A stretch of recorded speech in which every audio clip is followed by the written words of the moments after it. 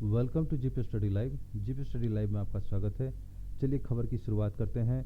खुशखबरी है, 94 के शिक्षक बहाली विभाग ने तीसरा काउंसलिंग का लेटर भी जारी कर दिया है और शेड्यूल भी जारी कर दिया है। तो आप सभी तैयार हो जाएं। और साथ ही साथ खुशखबरी थर्ड काउंसलिंग के साथ साथ खुशखबरी चयनित अभ्यर्थियों का जो 94 के में जो 38,000 40,000 अभ्यर्थी जो चयनित हुए हैं, सिलेक्शन हुआ है बिहार के सभी जिलों में नियोजन इकाई में, उनका नियुक्ति पत्र वितरण का भी समय सीमा जारी हो गया है। तो साथ ही साथ आज की सभी समाचार पत्रों के साथ ताज़ा खबरें लेकर के उपस्थित हुए हैं। साथ ही अन्य खबर भी मिलेगा आपको। इस चैनल पर आप अगर नए हैं तो कम से कम एक लाइक और सब्सक्रिप्शन बनता है, तो सब्सक्राइब कर दें इस चैनल को। लाइक, सब्सक्राइब तथा शेयर भी ज़रूर करें। इससे हमें आपके लिए अगर काम की खबर आती है तो इससे हमें मोटिवेशन मिलता है। आपके लिए हम जो जोड़ी चीज़ होता है वो परोसते हैं। तो चलिए शुरुआत करते हैं बिना समय गंवाए हुए। तो देखिए इसमें जो है शिक्षा विभाग की तरफ से ये जारी किया गया है। शिक्षा विभाग ने है ये जारी कर दिया है कि शिक्षा विभाग अधिसूचना संचिका संख्या 7 बिहार पंचायत प्रारंभिक शिक्षक नियोजन नियमावली, इसके तहत जो है ये डेडलाइन जारी किया गया है। कि डेडलाइन इस प्रकार से है, लेटर जो जारी किया गया है, बिहार पंचायत प्रारंभिक शिक्षक नियोजन सेवा शर्त नियमावली 2012, बिहार नगर प्रारंभिक शिक्षक नियोजन एवं सेवा शर्त नियमावली 2012 यथा संशोधित में निहित प्रावधानों के आलोक में वर्ष 2019-20 में प्रारंभ किए गए शिक्षक नियुक्ति की कार्रवाई के क्रम में प्रथम चक्र विभागीय अधिसूचना 621 दिनांक 3/7/2021 एवं द्वितीय चक्र विभागीय अधिसूचना संख्या 755 दिनांक 28/7/2021 में निहित निर्देश के अनुरूप संबंधित नियोजन इकाई द्वारा पूर्ण की जा चुकी है। दूसरी बात है कि विभागीय अधिसूचना ज्ञापांक 1239 दिनांक 17/11/2021 के द्वारा प्रथम एवं द्वितीय चक्र की काउंसलिंग एवं चयनित पश्चात शेष नियोजन इकाइयों के लिए काउंसलिंग की तिथि दिनांक 14/12/2021 से 22/12/2021 की तिथि निर्धारित की गई थी। पंचायत समितियों के प्रमुख चुनाव की तिथि निर्धारित नहीं रहने के कारण उक्त समय तालिका विभागीय अधिसूचना ज्ञाप 1357 दिनांक 11/12/2021 के द्वारा स्थगित किया गया। वर्तमान राज्य निर्वाचन आयोग द्वारा ग्राम पंचायतों के नवनिर्वाचित मुखिया के शपथ ग्रहण एवं पंचायत समिति के प्रमुख के निर्वाचन के लिए दिनांक 3/1/2022 तक की समय सीमा निर्धारित की गई। और इसके अंतर्गत जो है तृतीय चक्र की यानी थर्ड काउंसलिंग की जो है तिथि वो देख सकते हैं। इसमें थर्ड काउंसलिंग की तिथि काउंसलिंग स्तर निरूपण किया गया है। तो ये जो है थर्ड काउंसलिंग के लिए जो नियोजन इकाई पहली वजह क्रम संख्या दिया हुआ है नियोजन इकाई का, उसके बाद काउंसलिंग की तिथि और काउंसलिंग के लिए निर्धारित स्थल दिया गया है। तो पहला है नगर निकाय। नगर निकाय के लिए काउंसलिंग की तिथि है 17 को और 18 को और 19 को। 17 को आपको जो है 6 to 8 के लिए सामाजिक विज्ञान के लिए, उसके बाद 18 तारीख को है आपको गणित विज्ञान एवं भाषा विज्ञान के लिए, वो 6 से 8 के लिए है। फिर 19 तारीख को जो है 19 जनवरी को है जिला मुख्यालय में वर्ग 1 से 5 के लिए है। अब आ जाइए प्रखंड नियोजन इकाई जो है इसके लिए आ जाइए। तो प्रखंड नियोजन इकाई इस प्रकार से दिया हुआ है, ये नगर निकाय हो गया। तो इसमें 22/1/2022 को जिला मुख्यालय सामाजिक विज्ञान 6 to 8 के लिए है। उसके बाद जो है आपको 24 तारीख को डेट दिया गया है, ये जिला मुख्यालय में गणित विज्ञान भाषा विषय के लिए है, ये 6 to 8 के लिए है, ठीक है। उसके बाद जो है आपको 25 तारीख को जो दिया गया है 25 जनवरी को, इसमें जिला मुख्यालय वर्ग A1 to 5 के लिए दिया गया है। तो 25/1/2022 को यानी जिला मुख्यालय 1 to 5 को रखा गया। अब आइए पंचायत नियोजन इकाई के बारे में जो दिया गया है, ये 28/1/2022 को रखा गया है। ये प्रखंड मुख्यालय वर्ग 1 से 5 के लिए रखा गया है। तो ये सब है। उसके बाद जो है आप चौथा तृतीय चक्र के अंतर्गत यानी थर्ड काउंसलिंग के अंतर्गत जिन नियोजन इकाइयों में काउंसलिंग की प्रक्रिया की जानी है, उन नियोजन इकाइयों की अंतिम मेघा सूची का प्रकाशन संबंधित जिला के NIC के वेब पोर्टल पर भी डाल दिया जाएगा। तो यहाँ पे देख रहे हैं कि NIC के वेबसाइट पोर्टल पर काउंसलिंग की तिथि 1 सप्ताह पूर्व अपलोड किया जाना अनिवार्य होगा। सभी जिला पदाधिकारी सुनिश्चित कराएंगे कि संबंधित नियोजन इकाई द्वारा औपबंधिक मेगा सूची के ससमय अंतिम मेगा सूची NIC के पोर्टल पर अपलोड कर दिया गया है। उसके बाद जो है आप देख सकते हैं कि यदि काउंसलिंग की प्रक्रिया किसी नियोजन इकाई द्वारा अनियमितता बरती जाती है तो जिला शिक्षा पदाधिकारी का यह दायित्व होगा कि वे 24 घंटे के अंदर जिला पदाधिकारी इस सूचना के अवगत कराते हुए काउंसलिंग को रद्द कराने की अनुशंसा करेंगे। तो देख सकते हैं कि अगर कहीं पर गड़बड़ी की जाती है तो वहाँ पर काउंसलिंग रद्द भी की जाएगी। उसके लिए DEO जो होते हैं, डिस्ट्रिक्ट एजुकेशन ऑफिसर, जिला शिक्षा पदाधिकारी, वो होंगे संबंधित नियोजन इकाई के विरुद्ध जो है आवश्यक अनुशासनिक दंडात्मक कार्रवाई हेतु सक्षम पदाधिकारी को अनुशंसित करेंगे।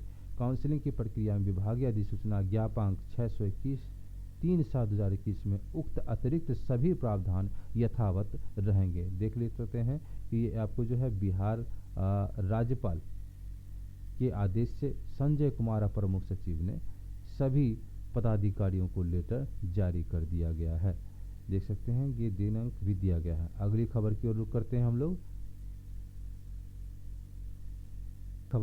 अगली खबर जो है शिक्षकों की काउंसलिंग के लिए 17 से 28 जनवरी तक राज्य सरकार ने शिक्षकों को नियोजन के लिए काउंसलिंग का नया कार्यक्रम जारी किया। जनवरी 1368 नियोजन इकाइयों में प्रारंभिक शिक्षकों के 12,495 पदों के लिए तीसरे चरण की काउंसलिंग की प्रक्रिया पूरी की जाएगी। नियोजन इकाई ने काउंसलिंग की तिथि निर्धारित स्थल की भी तय किए हैं।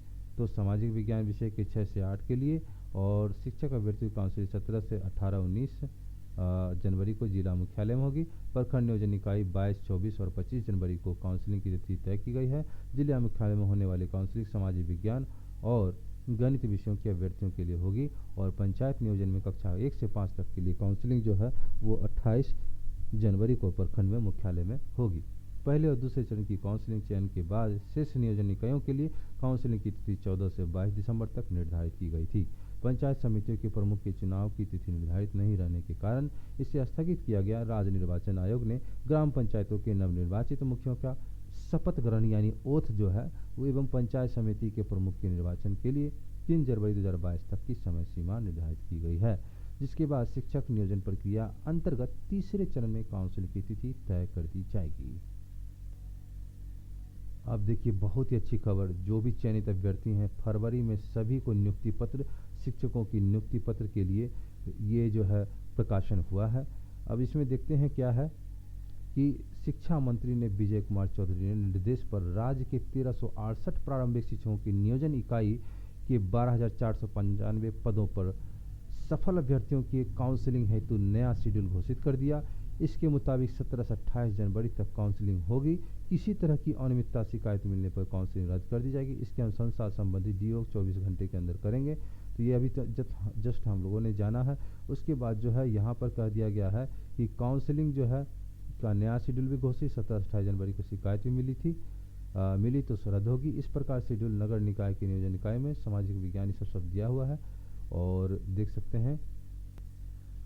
और इसमें और भी खबर इस तरह से है कि नियुक्ति प्रक्रिया फरवरी तक पूरी कर लेने की उम्मीद है। और इसमें जो है अंतिम शिक्षा मंत्री ने कहा कि जहां नियोजन प्रक्रिया पूरी हो चुकी है वहां के चयनित अभ्यर्थियों को स्वाभाविक रूप से नियमित नियुक्ति प्रक्रिया में देरी के कारण परेशान हो रहे हैं, वे धैर्य रखें। प्रशासनिक, तकनीकी और कारणों से सभी नियोजन इकाइयों में प्रक्रिया पूरी कर लेने के बाद नियुक्ति पत्र देना उचित एवं न्याय संगत होगा, ये कहा गया है। अगली खबर है कि बोर्ड की वेबसाइट पर जारी हो गया मॉडल पेपर की मदद से परीक्षार्थी बेहतर तैयारी कर सकते हैं। इंटर के सभी विषयों का मॉडल पेपर जारी, सारे प्रश्नों को होंगे विकल्प। इसके बाद जो है गणित में 138 से 69 और भौतिकी में 96 से 48 प्रश्नों को देना होगा उत्तर। मॉडल पेपर के माध्यम से विद्यार्थी प्रश्न पत्र के पैटर्न को जान सकेंगे। उसके बाद 50% सिलेबस पढ़ने पर भी उत्तर देने में दिक्कत नहीं होगी। तो बिहार बोर्ड ने इंटरमीडिएट के सभी विषयों का मॉडल पेपर जारी कर दिया है। बोर्ड की वेबसाइट पर जारी मॉडल पेपर की मदद से इंटर के परीक्षार्थी अपनी तैयारी बेहतर कर सकते हैं। इस बार भी हर सवाल का विकल्प होगा। वस्तुनिष्ठ प्रश्न के साथ लघु एवं दीर्घ उत्तरीय प्रश्नों का भी विकल्प दिए जाएंगे। छात्रों में अगर 50% सिलेबस भी पढ़ा होगा तो भी उन्हें उत्तर देने में दिक्कत नहीं होगी। मॉडल पेपर से प्रश्न पत्र पैटर्न पता चलेगा कि इससे तैयारी के साथ पैटर्न जानने में मदद मिलेगी। उदाहरण के लिए गणित में 138 प्रश्न पूछे जाएंगे, इसमें मात्र 69 प्रश्नों का जवाब देना है। वहीं भौतिक विषयों में 96 प्रश्न पूछे जाएंगे, इसमें 48 प्रश्नों का जो है उत्तर जवाब देना है। इंटर प्रायोगिक परीक्षा वाले विषय में 70 अंकों की परीक्षा होगी। वहीं बिना प्रायोगिक परीक्षा वाले विषय में 100 अंकों की परीक्षा होगी और दोनों का प्रश्न पत्र पैटर्न अलग अलग होगा। सभी विषय में 2 खंड में प्रश्न रहेगा। पहले खंड में वस्तुनिष्ठ प्रश्न के प्रश्न होंगे, वहीं दूसरे खंड में लघु और दीर्घ उत्तरीय प्रश्न रहेगा। छात्रों को दोनों खंड से उत्तर लिखना अनिवार्य होगा।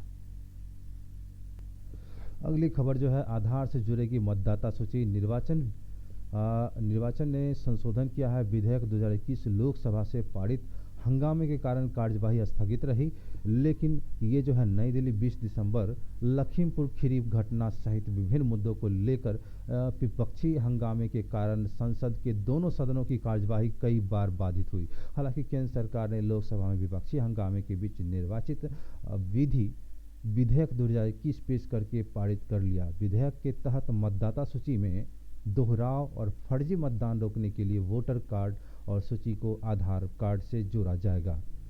आज लोकसभा में कानून मंत्री किरेन रिजिजू ने विपक्षी दलों के हंगामे के बीच चुनाव कानून संशोधन विधेयक 2021 पेश किया और विपक्षी सदस्यों की आशंकाओं पर रिजिजू ने कहा कि इस विधेयक का उद्देश्य फर्जी मतदान को रोकने के लिए एक महत्वपूर्ण अधिनियम बनाना है। उन्होंने कहा कि 1950 और 1951 के जन प्रतिनिधित्व कानून में कुछ प्रावधान जोड़े गए हैं जिनसे आधार को मतदाता सूची से जोड़ा जा सकता है। रिजिजू ने कहा कि इस विधेयक से एक विश्वसनीय मतदाता सूची की व्यवस्था सुनिश्चित होगी। यह विधेयक उच्चतम न्यायालय के न्यायाधीश के एस पुट्टास्वामी बनाम भारत सरकार के मुकदमे में दिए गए फैसले के अनुरूप निजता के मौलिक अधिकार को सुरक्षित रखता है। इससे पहले कि कांग्रेस के अधीर रंजन चौधरी, मनीष तिवारी और शशि थरूर, MIM के असुद्दीन अवैसी, तृणमूल कांग्रेस के सौगात राय, RSP के NK प्रेमचंदन और बसपा के रितेश पांडे ने विधेयक का विरोध करते हुए इसे निजता के मौलिक अधिकारों के संरक्षण का उल्लंघन बताया। इससे पहले कि आज लोकसभा में बैठक शुरू होने पर कांग्रेस, DMK, तृणमूल कांग्रेस सहित अन्य विपक्षी दलों के सदस्य लखीमपुर खीरी घटना और गृह राज्य मंत्री आज मिश्रा को हटाने की मांग को लेकर सदन के बीचों बीच आकर नारेबाजी करने लगे। DMK सदस्यों ने श्रीलंका की नौसेना द्वारा गिरफ्तार किए गए 55 मछुआरों की रिहाई की मांग की। लोकसभा अध्यक्ष ओम बिरला ने सदस्यों से अपनी सीटों पर बैठने का आग्रह किया, लेकिन उनकी अपील का कोई असर नहीं हुआ। शोर शराबे के बीच प्रश्नकाल की कार्यवाही शुरू हुई और हंगामा जारी रहने पर सदन की कार्यवाही 12 बजे तक स्थगित कर दी गई। दोबारा सदन की कार्यवाही 12 बजे शुरू होने पर विपक्षी सदस्य पर फिर से सदन की बीचों बीच आ गए और हंगामे के बीच चुनाव कानून संशोधन विधेयक 2021 सदन में पेश किया गया। हंगामा जारी रहने पर पीठासीन अधिकारी ने कार्यवाही 2 बजे तक स्थगित कर दी। 2 बजे भी सदन में यह नज़ारा दिखा, लेकिन चुनाव कानून संशोधन विधेयक पारित होने के तुरंत बाद कार्यवाही को मंगलवार को सुबह 11 बजे स्थगित कर दी गई। तो एक खबर जो है शिक्षा विभाग ने जो है स्कूल का समय बदल दिया गया है। कड़ाके की पड़ रही ठंड को लेकर सवेरे 9 के पहले एवं दिन में 3:30 बजे के बाद स्कूल नहीं चलेंगे। तो इससे संबंधित आदेश जिला दंडाधिकारी ने भी जारी कर दिया है। 1973 की धारा 144 के तहत दिया गया आदेश में कहा गया है कि ठंड के कारण जो है स्कूल की समय बदलेगा। आज देखिए राज्य में शीतलहर से पारा लुढ़का है। तो देश के पहाड़ी इलाकों में लगातार आ रही सर्द पछुआ हवा का प्रभाव प्रदेश के दूसरे दिन भी बना रहा। लगातार दूसरे दिन प्रदेश के न्यूनतम तापमान में गिरावट आई है, जबकि अधिकतम तापमान आंशिक रूप से चढ़ रहा। लगातार पारा गिरने से सूबे के 10 से 12 जिलों में शीतलहर जैसी स्थिति बन गई है और हालांकि मौसम विभाग ने अब तक इसकी औपचारिक घोषणा नहीं की है। मौसम विभाग के पटना से प्राप्त जानकारी के अनुसार पिछले 24 घंटे के दौरान पटना के न्यूनतम तापमान में और गिरावट दर्ज की गई है। पटना के न्यूनतम तापमान में 1.1 डिग्री की गिरावट के साथ 6.7 डिग्री सेल्सियस दर्ज किया गया, जबकि अधिकतम तापमान में 1 डिग्री बढ़ोतरी से राहत है। सुबह में औसत न्यूनतम तापमान 6 से 9 डिग्री सेल्सियस के बीच, अधिकतम तापमान 22 से 23 डिग्री सेल्सियस के बीच दर्ज किया गया। न्यूनतम तापमान में 1.2 डिग्री की गिरावट के साथ 4.1 डिग्री सेल्सियस दर्ज किया गया। यह प्रदेश का सबसे ठंडा शहर रहा। तो देख सकते हैं शहर अधिकतम न्यूनतम पटना का देख सकते हैं अधिकतम 21.2, न्यूनतम 6.7, गया में 20.8, न्यूनतम 4.1 और भागलपुर में 21.1 और न्यूनतम 8.4 और पूर्णिया में 21.4 और न्यूनतम जो है 8.3, मुजफ्फरपुर में 20.0 और 9.6 न्यूनतम रहा। तो सबसे कम जो है वो गया का रहा। अगली खबर है गेट से संबंधित है। तो 5 से 13 फरवरी तक की शेड्यूल जारी कर दिया जाएगा। तो जानते हैं कि गेट जो है एक एग्ज़ाम होता है आईआईटी के लिए, और ये जो है इंजीनियरिंग क्षेत्र के लिए जो होता है एग्ज़ाम होता है। तो खड़गपुर ने सोमवार को graduate aptitude test in engineering, जिसको कहा जाता है GATE, graduate aptitude test in engineering 2022 का एग्ज़ाम शेड्यूल जारी कर दिया है। गेट 5 से 13 फरवरी 2022 तक आयोजित की जाएगी। एग्ज़ाम शेड्यूल gate.iitkgp यानी खड़गपुर.ac.in पर जाकर देख सकते हैं। तो गेट 2 शिफ्ट में आयोजित होगा। पहला शिफ्ट जो है सुबह 9 बजे से दोपहर 12 बजे तक चलेगी और दूसरी शिफ्ट 2:30 बजे से 5:30 बजे तक आयोजित होगी। कंप्यूटर पर आधारित जो ये टेस्ट होगी सीबीटी, और एग्ज़ाम 5, 6, 12 और 13 फरवरी 2022 तक आयोजित की जाएगी। एडमिट कार्ड 3 जनवरी 2022 को जारी होगा। इस बार 29 सब्जेक्ट के लिए गेट का आयोजन किया जाएगा। रिजल्ट 17 मार्च को जारी कर दिया जाएगा। 4 फरवरी 2022 को मिसलेनियस एक्टिविटीज़ दोपहर 2 बजे से 5 बजे तक होगा। अगली खबर जो है इंटर स्तरीय परीक्षा के संबंध में है। तो इंटर स्तरीय परीक्षा जो है उसके संबंध में है। इंटर स्तरीय जो बिहार कर्मचारी आयोग में फर्जीवाड़ा वाला केस जो है उसके संबंध में है। तो देख सकते हैं कि बिहार कर्मचारी चयन आयोग ने प्रथम इंटर स्तरीय परीक्षा में फर्जीवाड़े के आरोप को सोमवार को 12 अभ्यर्थी पकड़े गए। काउंसलिंग के दौरान इन अभ्यर्थियों की फ़ोटो और अंगूठे के निशान जो है ये मैच नहीं कर रहे थे। तो काउंसलिंग के दौरान क्या हुआ कि फ़ोटो और अंगूठे का निशान जो है मिसमैच पाया गया, और इसके बाद सभी एसके पुरी थाने की पुलिस के हवाले कर दिया गया। एसके पुरी थाना प्रभारी सतीश सिंह ने बताया कि सभी आरोपितों के खिलाफ एफआईआर दर्ज कर गया है। अब तक इस परीक्षा में 133 फर्जी अभ्यर्थी पकड़े गए हैं।